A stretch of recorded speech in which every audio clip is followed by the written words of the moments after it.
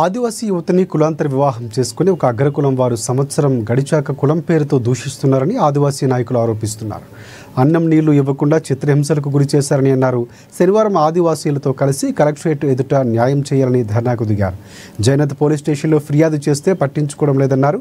జిల్లా ఎస్పీ జోక్యం చేసుకుని తమకు న్యాయం చేయాలని కోరారు.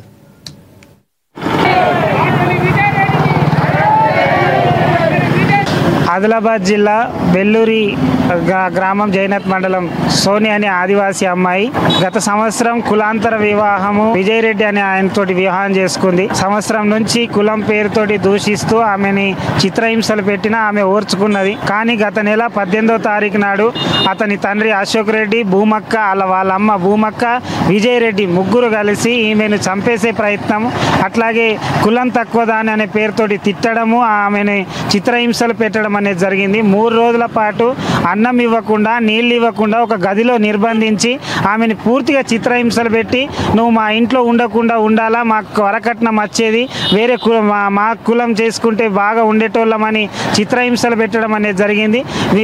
మేము ఈ విషయం మీద పోలీస్ స్టేషన్ జైనత్ పోలీస్ స్టేషన్లో ఫిర్యాదు చేసినాం. కానీ పోలీసులు ఎటువంటి చర్యలు అనేటివి చేయట్లేదు.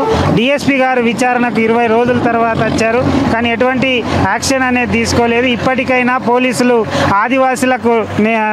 ఆదివాసుల పట్ల నిర్లక్ష్యం వీడాలా.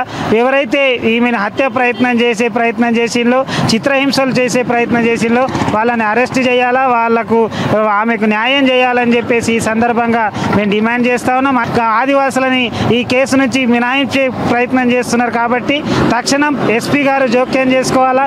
ఎస్పీ గారు ఆదివాసీ కుటుంబానికి న్యాయం జరిగే వరకు చూడాలని చెప్పేసి ఈ సందర్భంగా మేము కోరుతా ఉన్నాం. రేపు భవిష్యత్తులో మరో కుల దురహంకార హత్య కాకుండా ప్రభుత్వం ఈ పోలీసులు చర్యలు తీసుకోవాలా. లేకపోతే ఇప్పుడే గ్రామంలో హత్య చేస్తాం, చంపేస్తామని తిరుగుతున్నారు. రేపు చంపేసిన తర్వాత పోలీసులు వచ్చి విచారణ చేస్తారనే దాని గురించి ఈ సందర్భంగా అడగదలుచుకున్నాం. కాబట్టి ఇప్పటికైనా ఆదివాసులకు రక్షణ కల్పించాలని చెప్పేసి డిమాండ్ చేస్తా ఉన్నాం.